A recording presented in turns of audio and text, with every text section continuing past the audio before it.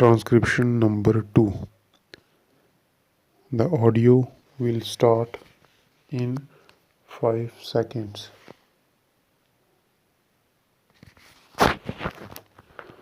In view of the recommendations made by the Backward Classes Commission, the Government of India examined the matter in consultation with the state governments concerned.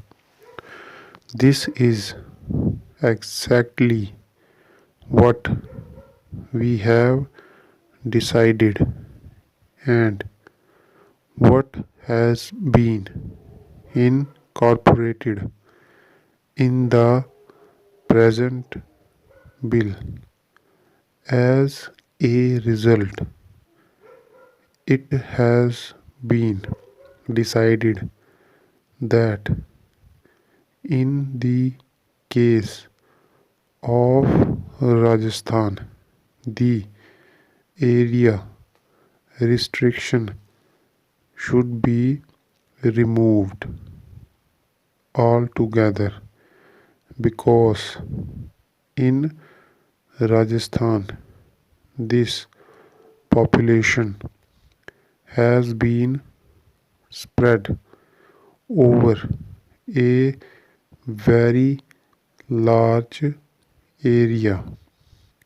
It was found that they were entitled to this measure of protection, and therefore this area restriction has not been kept up in respect of Rajasthan at all.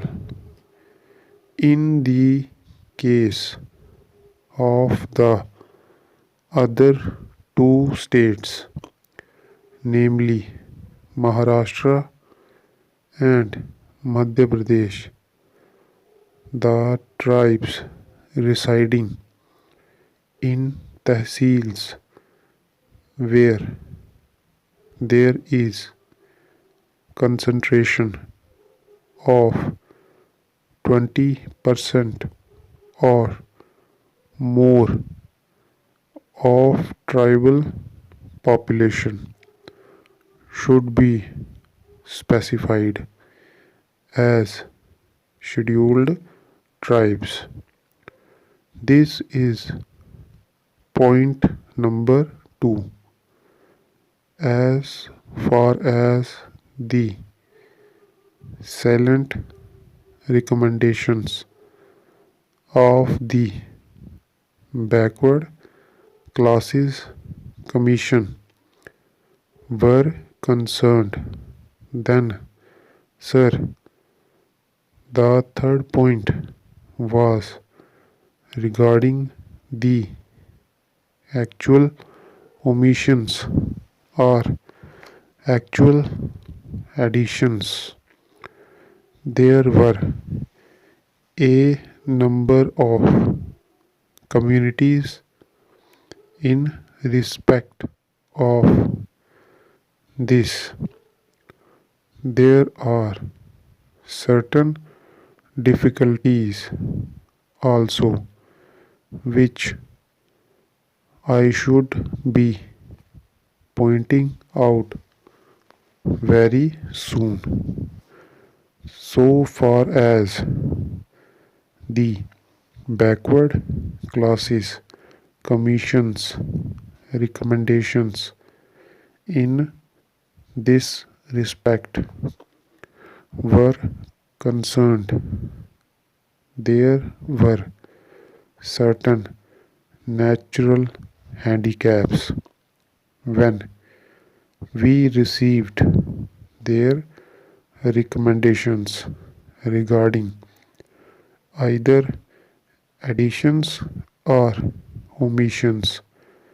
Naturally, we had to depend upon the well considered views of the state governments. As I stated to the House, there was a double reference. The first reference was at the preliminary stage, and the second reference was with regard to the tentative proposals that the government had evolved. Therefore, in this case, after the receipt of the views of the state governments, the government of India finally recast what they had prepared in the light of these views.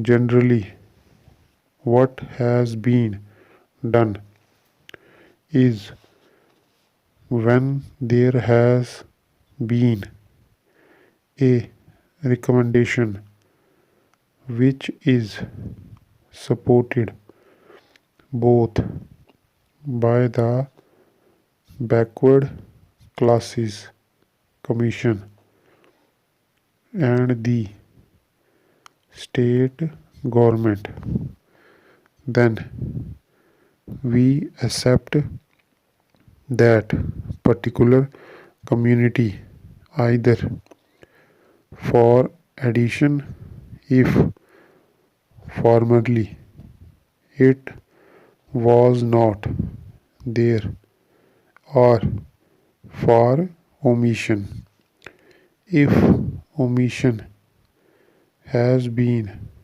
jointly supported by both these people. If, for example, there is a difference of opinion between them, then the government considered the matter. I would point out that the state governments have a number of means of knowing the correct position so far as these are concerned. So far as the backward classes commission was concerned, there were certain handicaps as pointed out to you, and therefore we have tried to follow the views of the state governments to the extent that it is necessary. In a few cases, naturally, we had to come to certain conclusions irrespective of the view either of the backward classes, omission, or of the state governments. But such cases are not many.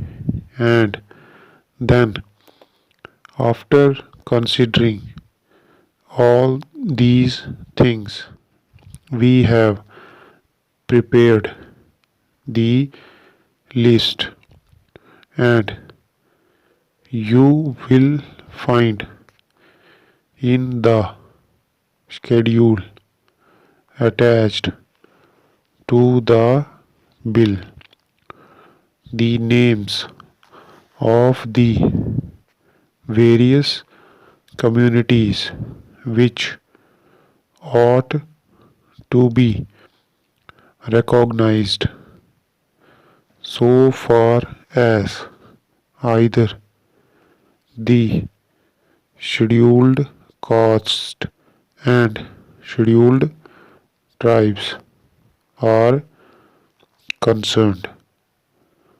One more important question arises so far as the number of these communities is concerned.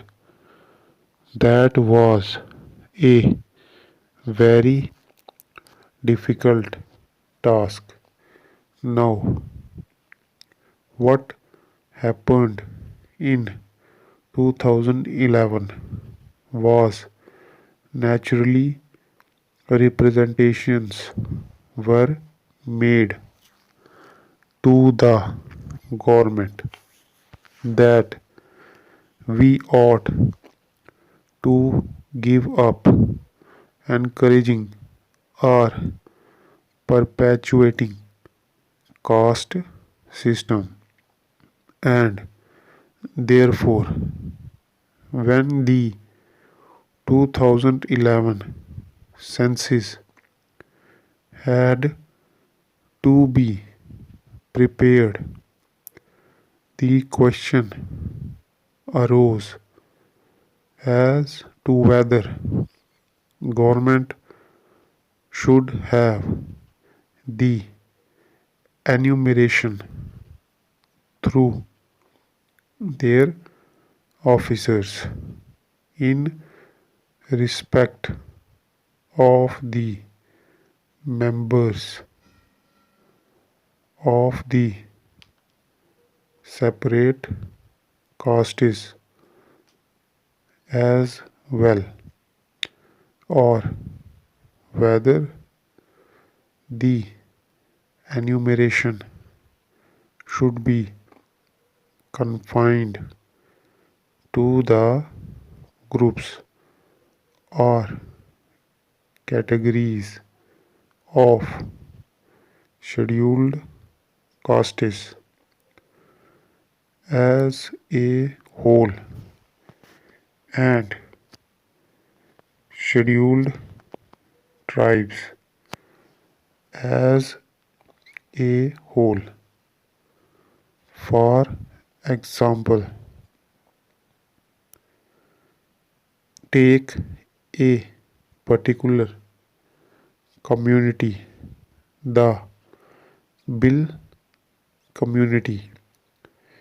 In some of the former census, we had these communities shown separately, but in the 2011 census, on account of the decision that the government took, there was this view that we should not go on perpetuating the various castes and tribes.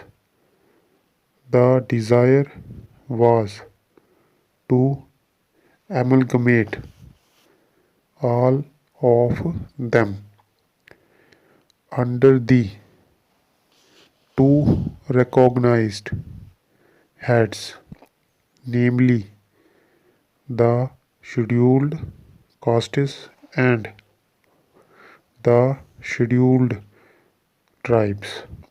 Therefore, a separate enumeration as bill was not generally mentioned.